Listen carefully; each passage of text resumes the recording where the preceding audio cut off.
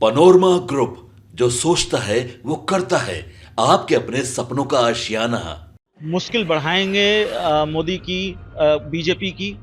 देखिए, चिराग पासवान पिछले कुछ दिनों से जो स्टैंड ले रहे हैं उससे एनडीए के घटक दलों के नेता असहज महसूस कर रहे हैं। आरक्षण को लेकर उनको आपने देखा। नमस्कार, आप देख रहे हैं सिटी पोस्ट और मैं हूं अभिषेक मिश्रा। देखिए, झारखंड की राजधानी रांची से एक बड़ी खबर निकलकर सामने आ रही है। चिराग पासवान की पार्टी राष्ट्रीय लोक जनशक्ति पार्टी रामविलास की राष्ट्रीय कार्यकारिणी की बैठक थी। उस बैठक के बाद चिराग पासवान ने झारखंड विधानसभा चुनाव को लेकर बड़ी बात कही है। चिराग पासवान ने कहा है कि हमारी पार्टी झारखंड विधानसभा चुनाव अकेले भी लड़ सकती है। हम अपनी पार्टी के नेताओं से चर्चा करेंगे। उनको हमने जिम्मेवारी दी है कि वो किस भूमिका में लड़ना चाहते हैं, जिस राज्य में हमारी पार्टी मजबूत है।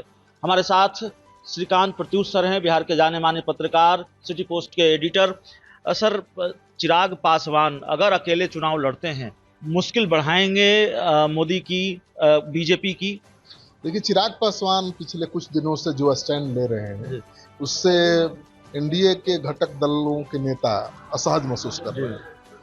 आरक्षण को लेकर उनको आपने देखा, मतलब कई ऐसे मुद्दे हैं, 3-4 ऐसे हाल के मुद्दे हैं जिस पर सरकार के खिलाफ उन्होंने स्टैंड लिया, सरकार के फैसले के खिलाफ।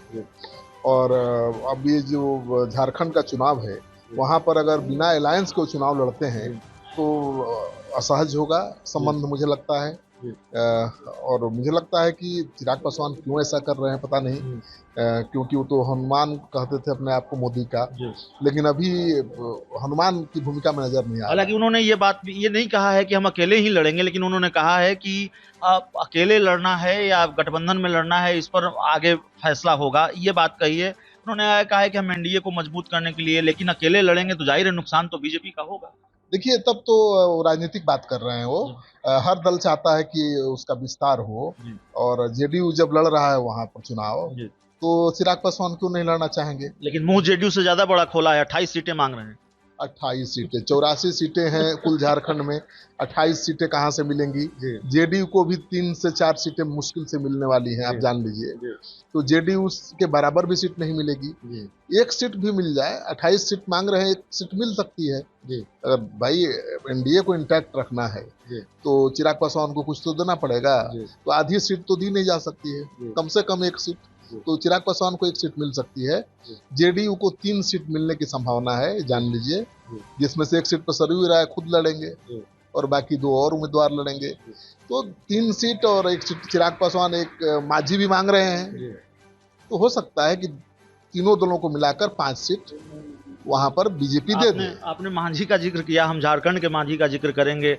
ये जो नए खिलाड़ी की एंट्री हुई है, चंपई सोरेन की हम बात कर रहे हैं, क्या उससे भी जेडीयू और चिराग पासवान के लिए ज्यादा सीटें दे पाना बीजेपी के लिए थोड़ा मुश्किल होगा, क्योंकि अब चंपई सोरेन को एडजस्ट करने की मजबूरी भी है बीजेपी के पास। मुश्किल है। चंपई सोरेन के साथ तो आधे दर्जन विधायक भी जाने वाले थे, लेकिन वो गए नहीं।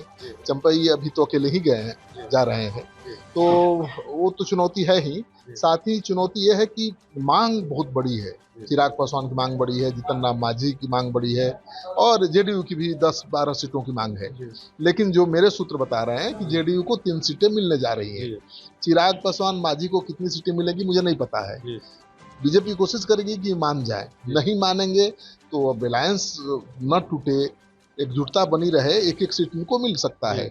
और चंपई सोरेन तो झारखंड की राजनीति के विभीषण है, जेएमएम के विभीषण कह दीजिए, क्योंकि जेएमएम की वजह से ही उनकी पहचान है। जेएमएम में बहुत उनको सम्मान मिला, मुख्यमंत्री बना दिया हेमंत ने, और वो जेएमएम को छोड़कर बीजेपी के साथ जा रहे हैं, तो जेएमएम के विभीषण की भूमिका में है। अब बीजेपी में जाकर कौन सा कमाल दिखा पाते हैं, उसी पर उनका राजनीतिक भविष्य निर्भर करेगा। चलिए, तो हमारे साथ श्रीकांत सर थे और सर से बातचीत हो रही थी। अभी जो चिराग पासवान का ऐलान सामने आया है, या जो बड़ा बयान सामने आया है, देखिए बिहार में अब बड़ी खबरों का मौसम है और बिहार की राजनीति के लिहाज से बड़ी खबरों का मौसम है। तो सर से लगातार हमारी बातचीत जारी रहेगी और बिहार की सियासी खबरों का जो भी अपडेट होगा वो हम आपको लगातार बताते रहेंगे। इस पूरी रिपोर्ट में इतना ही। बहुत बहुत धन्यवाद।